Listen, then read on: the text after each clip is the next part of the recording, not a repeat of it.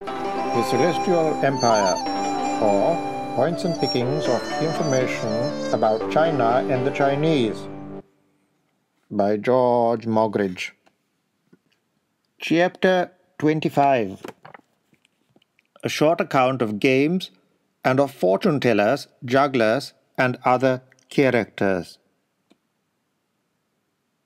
It is possible that the same thing may have been said by me before, but if so, I will here say it again, that for many reasons I have made up my mind never to be Emperor of China.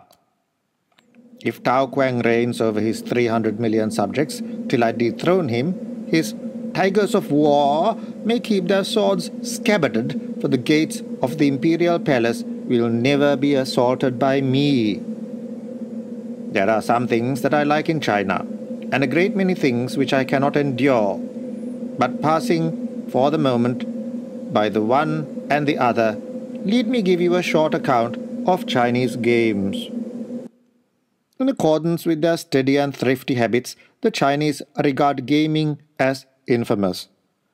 But this does not prevent the lower classes from indulging therein. Laying wagers is common, and chess, dominoes, cards, and the dice box are in constant use. Let me here tell you my own plan with regard to wagers. From the days of my youth, in whatever country I may have been, my habit has been never to wager less than £1,000, and as I have found no one willing to stake such a sum, so have I escaped beating altogether.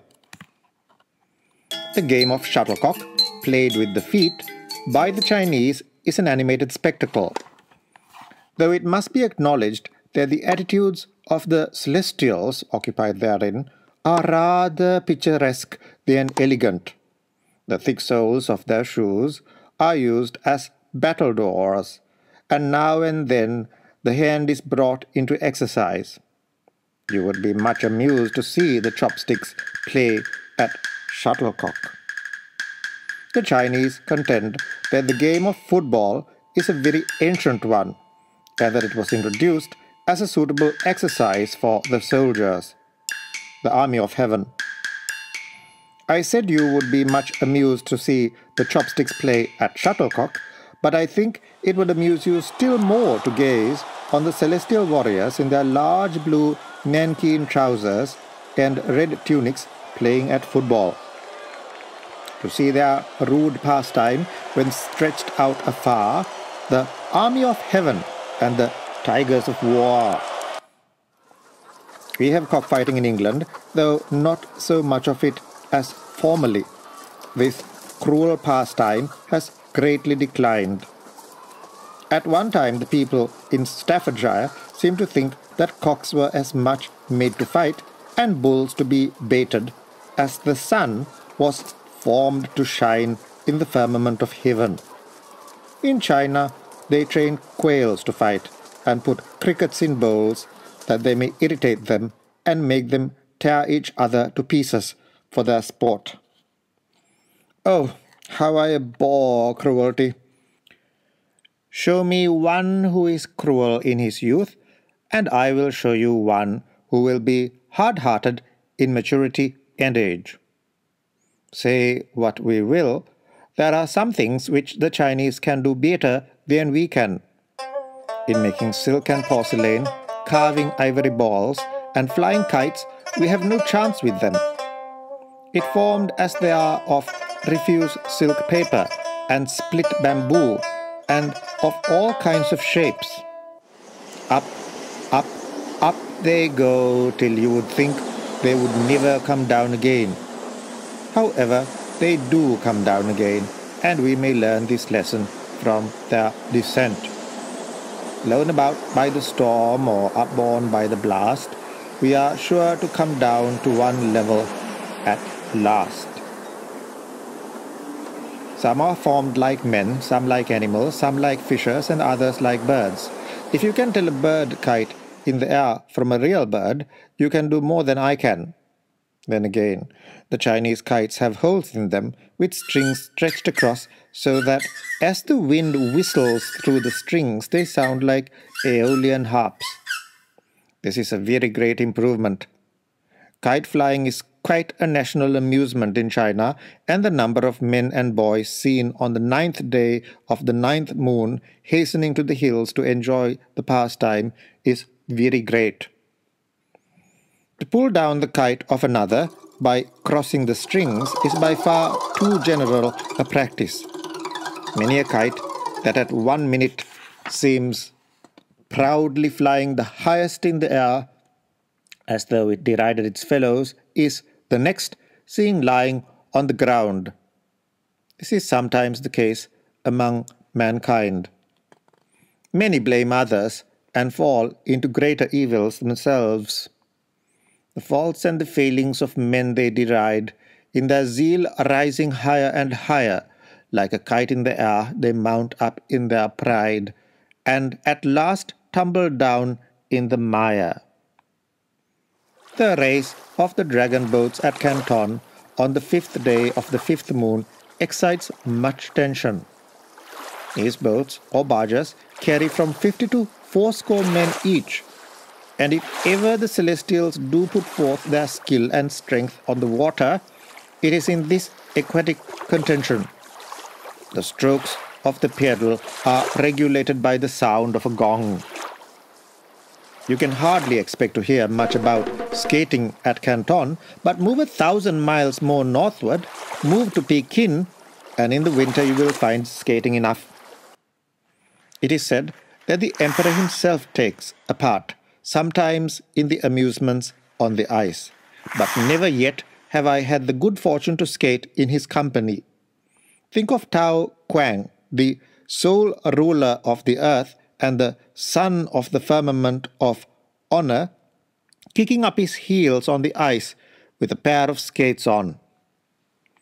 There are no stationary theatres in China, though the drama is a very popular amusement. The actors stroll from one place to another, setting up a temporary accommodation wherever they go. Usually, they are slaves to their manager. No female is allowed to appear on the stage. The men perform feminine parts with a squeaking voice, dressed in women's clothes. You may fancy that their large sprawling feet, in such circumstances, must be sadly out of character. But a ledge is put up in front of the stage, and this, in a measure, relieves the difficulty of the case. Were you once to hear the squeaking voices of these women actors, you would not readily forget them. Fortune tellers are very numerous in China. Their tables are laid out in the open air, furnished with books, writing materials, a metallic plate, a sponge, a vase filled with bamboo slips with marks on them, and a tray piled with little rolls of paper. For half a dozen cash, not much more than a farthing, a person may take up a roll of paper and draw a slip of bamboo. From these, the fortune teller proceeds to form sentences that are to foretell the future destiny of his credulous customer. This is one of the many modes adopted by the fortune teller. It would occupy me a long time to tell you the half of what I have heard and seen of Chinese jugglers. Their feats are wonderful.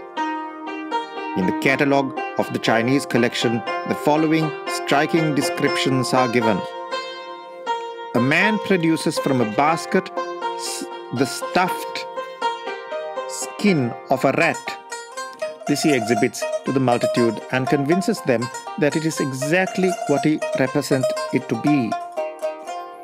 By placing the throat of the supposed animal between his finger and thumb and pinching it, the jaws of the rat are forced open, and so exactly will the juggler imitate the squeak of a choking rat that an observer, particularly if he be a foreigner, will at once suspect that he has been deceived as to the want of vitality in the apparently tortured animal before him. With a singularity and quickness of motion altogether admirable, the exhibitor tosses it about his person, giving it the exact semblance of a rat endeavoring to escape from the fangs of the destroyer, and at the same time uttering such piercing and natural cries of distress that the beholder is at last only convinced of the man's skill in ventriloquism by an examination of the inanimate skin. Two men from Nanking appear in the streets of Canton. The one places his back against a stone wall or wooden fence. The upper part of his person is divested of clothing. His associate, armed with a large knife, retires to a distance, say from 100 to 200 feet. At a given signal, the knife is thrown with an unerring aim in the direction of the person opposite to within a hair's breadth of his neck, immediately below his ear. With such certainty of success is the blow aimed, and so great is the confidence reposed by the one in the skill of the other, that not the slightest uneasiness is discernible in the features of him whose life is a forfeit to the least deviation on the part of the practitioner. This feat is again and again performed, and with similar success, only varying the direction of the knife to the opposite side of the neck of the exposed person, or to any other point of proximity to the living target, as the spectators may desire. Another feat is equally exciting. A man is armed with an instrument resembling a trident, or what is termed by sailors cranes, to which formidable weapon is attached a long handle of hard wood. The juggler, with surprising strength of arm, throws his weapon perpendicularly into the air to a great height. As it gains the greatest elevation, he measures with a practiced eye and wonderful precision the exact spot on which it will fall. To this point he advances step by step. In an instant, the weapon descends with fearful velocity, scraping the edges of some protruding part of his person, thus giving proof of a singular daring and successful effort which surpasses in skill even the most celebrated rifle shots of the hunters of Kentucky. Chinese jugglers are numerous, and whether seen conjuring, balancing china basins or other things, whirling 100 feet of riband around the head, or occupied in any other of their unnumbered feats, they present an imposing spectacle, for their dexterity is truly astonishing. Jugglers sometimes travel about with the bonzes, the priests of China, levying alms by their united influence. Whatever this alliance may do for the juggler, it is not very likely to raise the bonze in public estimation. 2 or 3 bonzes in their priestly dresses, accompanied by one juggler, fantastically clad, and another seated on the back of a tame tiger, form a spectacle that you would gaze on with wonder, if not with admiration. Charms to cure diseases and drive away evil spirits are always to be found where superstition dwells. Pure religious faith will alone eradicate them. Some of the Chinese charms consist in burning the paper on which certain characters have been scrawled and blowing away the ashes. The disease is supposed to be blown away at the same time. Other charms are mysterious words on paper, hung up in different situations, or they are marked on the body or pronounced by the tongue of the charmer. There are the peach, the gay, the pa qua, and the 100 families lock charms.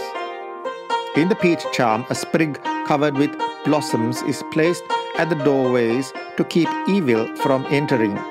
The gay charm is similar to this. The pa qua charm consists of 8 mystical diagrams of 4 hui, cut in stone or metal and hung around the neck. The 100 families lock charm is an ornament, something like a lock, worn around the neck. But this ornament must be purchased with money obtained from 100 different friends, who are thus supposed to be, in some degree, instrumental in locking the wearer of the ornament to long life. But perhaps no Chinese charm is more common than the pencil charm.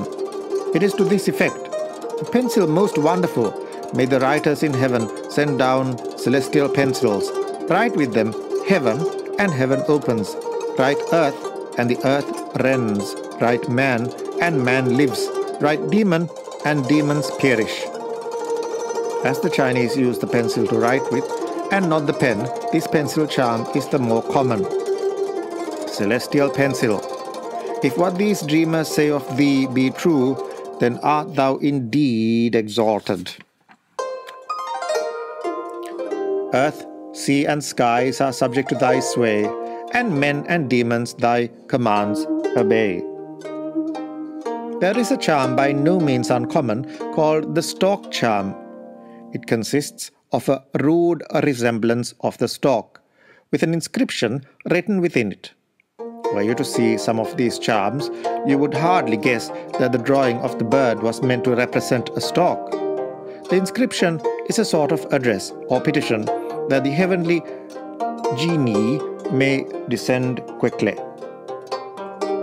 In cases of illness, there are many means adopted to obtain by divination a knowledge whether the patient will live or die.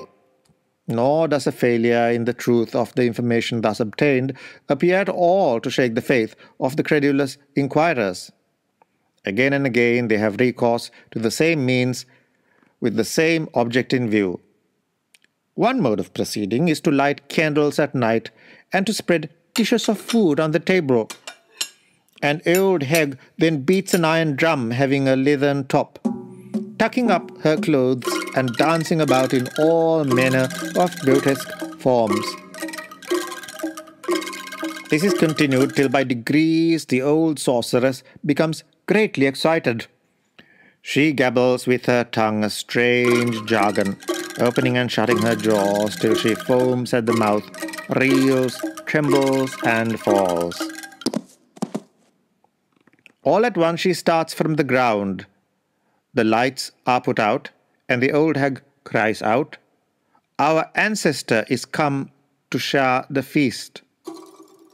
In the darkness, the dishes are cleared, and when the candles are again lighted, the sorceress is ready to answer any questions which may be asked her, obtaining her knowledge, of course, from the spirits she is supposed to address. All this, you know, is mummery. No mortal can read futurity, nor spirit tell by sorceress bidden what God of his decrees has hidden. Enough has now been said of charms and sorceries. As they have their origin in ignorance, so knowledge alone will bring them to an end.